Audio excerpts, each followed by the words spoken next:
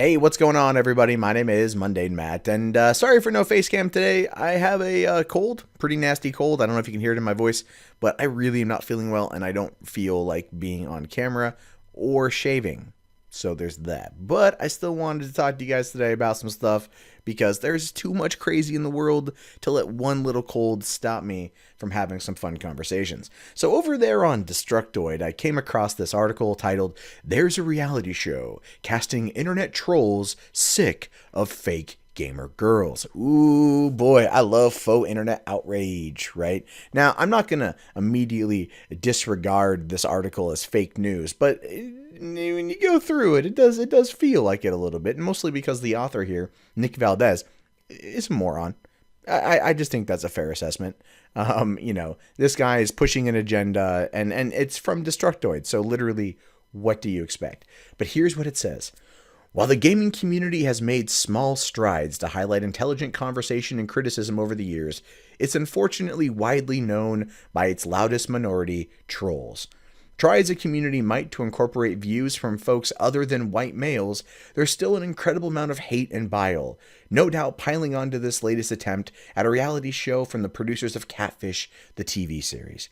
All right, two things. One, if you don't know what CATFISH is a documentary series on MTV that's based off a 2010 documentary from the dudes who directed the second and third Paranormal Activity movies, about a photographer in New York who gets kind of bamboozled by like a 30-some-year-old mother of two out of Wisconsin, I think, Indiana, maybe.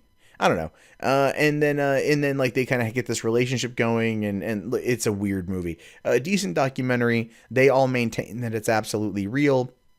A lot of people have questioned it over the years, but you don't hear about it much anymore. But that's that. And two, it's funny too. For a person talking about like the loudest minority of gaming being trolls, here you've got a guy writing for a gaming website that says that pretty much the only views and voices that get heard are those of white men.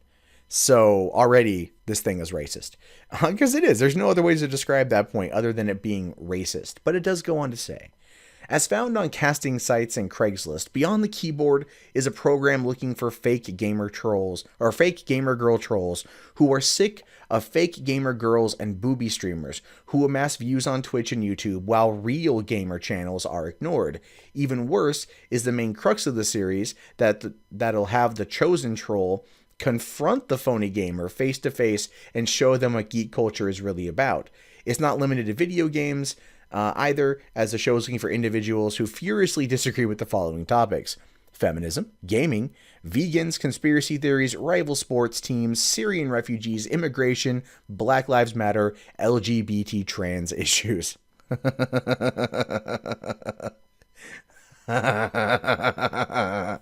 That's so fucking funny, right? It's all like, we need trolls who hate feminism, right? And actually, let's take a look here at the actual Craigslist posting on Atlanta right now. So it says that it's a paid opportunity. It says here, are you sick and tired of fake gamer girls and booby streamers racking up huge followings on Twitch and YouTube while real gamer channels go unfollowed? Do you make sure to give them a piece of your mind in their live chats and comment sections? If so, we want to hear from you. The creators of CATFISH, the TV show, are developing a new docuseries about internet trolls and the people they torment. On our program, you'll have the opportunity to confront the phony gamer of your choosing face to face and show them what geek culture is really about. If this opportunity interests you, please reply to this message with a recent photo, a phone number, and brief description of your situation. Okay, so it's saying that if you go in there and you do this, then you could have the opportunity to meet the person and talk with the person and have a discussion about geek culture, which I'm looking at that from the perspective of, oh, okay, yeah, sure, I get it. Like, how many times do people just not have a conversation, right? They'll just kind of fire shots at each other from across the web and never come together to have a conversation about it. Now, what if you take a perceived fake booby streamer, okay, and then a hardcore gamer, and they come together and then they realize they got more in common, right? Like they could actually have a dialogue about their differences or their grievances and maybe, just maybe, find some common ground. That's how I'm viewing it, because I think that's the more rational way about it. But Nick Valdez there is very much, oh no, this is out to get the women's. I got to protect the women's through my writings because I'm that kind of white knight. But anyway, the other part of this too is that it wants you to send a message with a recent photo, a phone number, and a brief description of your situation. Now, the thing with this is let's see here. Can I do the reply? I have to probably sign in. Okay, so there's no direct, like there's no direct contact information, right? So you don't necessarily know who this is. There's no link to a casting page. There's no nothing. This could be an entire situation based around trying to get trolls to dox themselves, because if they send that information willingly, then it's not necessarily doxing, right? I mean, it is and it isn't. It's kind of a weird gray area. So that's kind of a take on that too. Like personally, I wouldn't send them any information. I wouldn't send them shit right off the bat. I would send them an introductory email from like a fucking dummy account and be like, is this shit legit? Can you prove it before I send you my information? Because I think that's the smart thing to do. But then going back over to Nick's article here, he says this is what he finishes up with, and it's fucking beautiful. He says, to put it bluntly, this series will only serve to fuel hatred and further give terrible people more power than they already have now. The only ones I can see enjoying or even conceiving the premise are those who already exercise the horrible behavior the series wants to promote. Who thought it was a good idea to force an unwilling person to meet someone who's been viciously degrading them online? It's already hard enough for women in gaming and anyone who doesn't align with white males, so I hope this show burns to the ground before it can ever happen. Because he's fucking crying tears while he's writing that. First and foremost, Nick Valdez, you're an idiot and you're fucking disingenuous. All right. He says here, who thought it was a good idea to force an unwilling person to meet someone who's been viciously degrading them online? Okay, you stupid motherfucker. Do you see where it says here?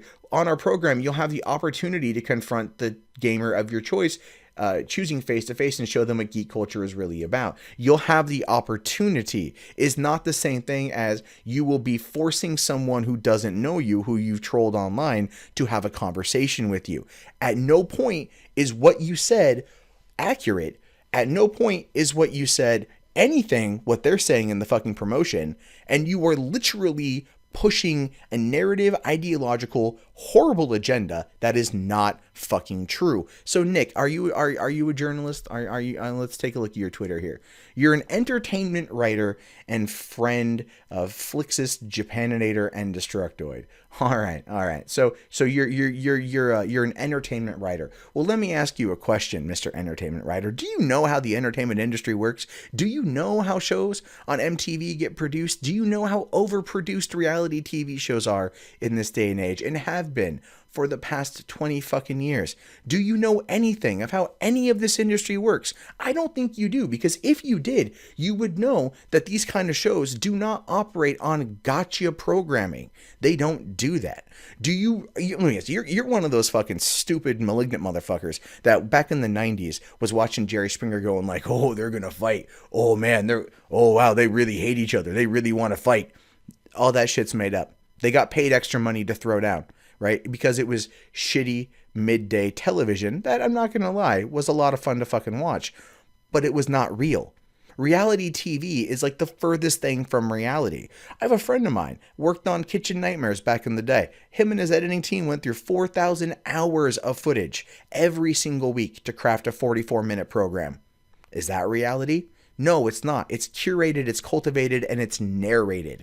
It's all a narrative created by the producers to sell you a product, to sell you on drama, to make you keep coming back for more. And that is precisely what a show like this is aimed around. Is this a good idea? Probably not, right? But is it going to be what you say it is? Is it going to force people who aren't white men to be accosted by white men who have challenged them online? No, you disingenuous little motherfucker. It's not going to happen like that. And what bothers me, and this is the thing too, you figure after Gamergate, you figure, I don't know, maybe it's just because Trump got elected, right? I mean, these idiots are still doubling down on everything because, like I said at the beginning of this, I don't want to classify this as fake news because this is talking about a real issue, a real story. But just the narrative that Nick is trying to push in on this thing is literally ridiculous. It's not only ridiculous, it's disingenuous and borderline offensive. And it's offensive just because he knows that's not what's going to happen. If he knows anything about the entertainment industry, he knows what he is saying is a fucking fallacy. But because he wants to sell clicks, he wants to get people in the door, and he wants to get people outraged for a show that they haven't even fucking seen yet, then of course he's going to sit there and lie to you and play the race card and the sexist card and be like, I am an ally of the women gamers, right? Now, here's the thing. When it comes to the concept of what this show is, there are women out there that do just show off the goodie bits and play maybe like a half-ass game of League of Legends while they're just trying to rake in donation monies from people out there who just want to like jack off to them and give them cash. And here's the thing. I'm not against that. Okay? Look, anyone can find a way to make a living, and sex sells. All right? And yeah, there are people out there that are upset that real gaming channels don't get a lot of play, and they do get a little bit resentful, and that's not necessarily aimed at the booby streamers. Maybe a couple years ago there was a big pushback against that, but recently not so much. But again, it's more about having that conversation. If the person who is streaming, right, and think of it like this, because this is probably going to be a big part of it too.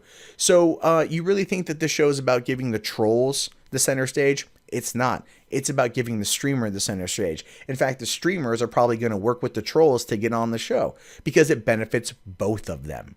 It does. It really does. They'll be paid to be on the show. The troll will get a chance to meet the streamer that he fucking obviously hates or loves to hate, really. The streamer will get the opportunity to go on fucking national television in a docuseries and confront their harasser, playing up the victim narrative, and then also like getting money and getting promotion for their channel and shit. That is how these things are going to play out.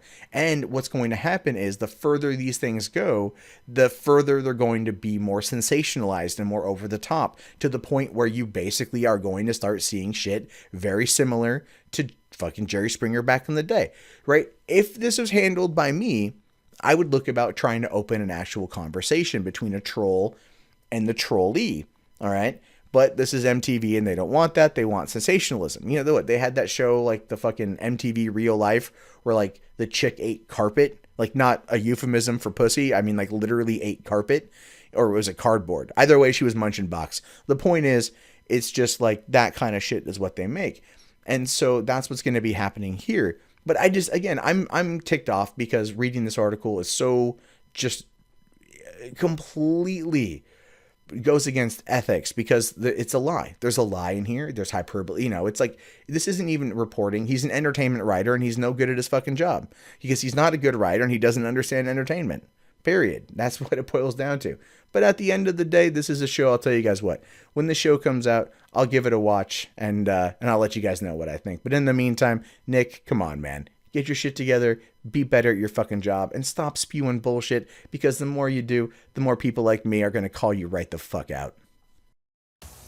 Alright everyone, that wraps up this video. My name is Mundane Matt. Be sure to give it a thumbs up, comment below, subscribe if you're new, check back daily for more content from me, or if you want to know about my life, check out Mundane Chats, or top 5 videos that are awesome as fuck, forbidden knowledge right here. Talk to you guys later, have yourself a good day, and peace out.